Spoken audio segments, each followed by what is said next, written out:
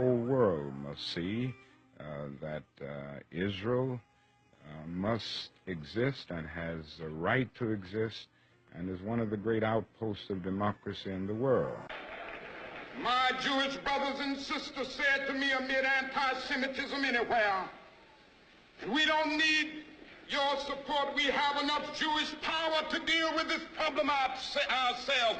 I would still take a stand against anti-Semitism because it's wrong, it's unjust, and it's evil. If my Catholic brothers and sisters said to me, amid bigotry toward Catholics, we don't need your support in this because we have enough Catholic power to deal with it, I would still take a stand against bigotry toward Catholics because it is wrong, it is evil, and it is unjust.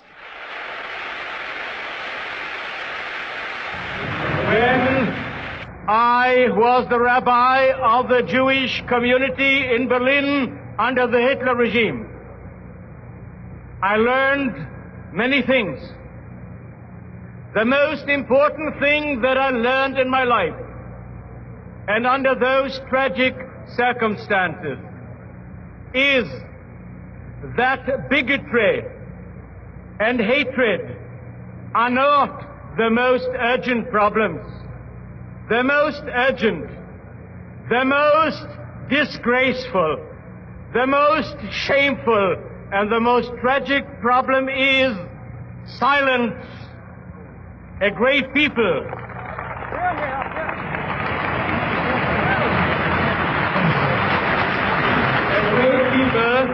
which had created a great civilization had become a nation of silent onlookers.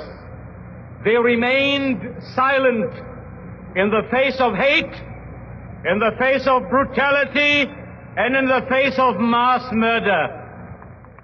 Perhaps if there had been a broader understanding of the uses of nonviolent direct action in Germany when Hitler was rising and consolidating his power, the brutal extermination of 6 million Jews and millions of other war dead might have been averted, and Germany might never have become totalitarian if Protestants and Catholics had engaged in nonviolent direct action and had made the oppression of the Jews our very own oppression, and had come into the streets beside the Jew to scrub the sidewalks, and had Gentiles worn the stigmatizing yellow armbands by the millions, a unique form of mass resistance to the Nazi regime might have developed.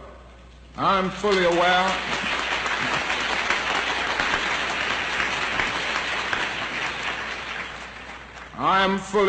of the terror, the intimidation, the brutality, and the force the fascists were so quick to use. But I am also aware that in the South today, some races of the same mentality have been curbed in their resistance to nonviolent action when practiced on a mass scale.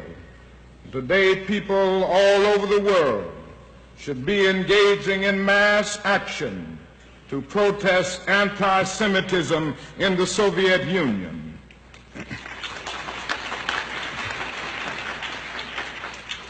That is a dangerous silence today which unintentionally encourages evil to flourish.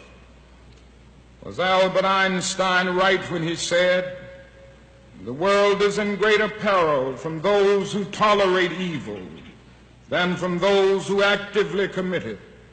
Did not President Kennedy warn that those who do nothing are inviting shame as well as violence?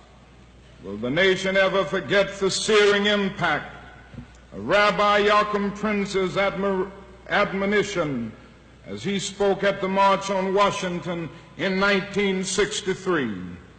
When I was a rabbi of the Jewish community in Berlin under the Hitler regime, I learned many things. The most important thing that I learned in my life and under tragic circumstances is that bigotry and hatred are not the most urgent problems. The most urgent, the most disgraceful, the most shameful, and the most tragic problem is silence. A great people which had created a great civilization had become a nation of silent onlookers. They remained silent in the face of hate, in the face of brutality, and in the face of mass murder.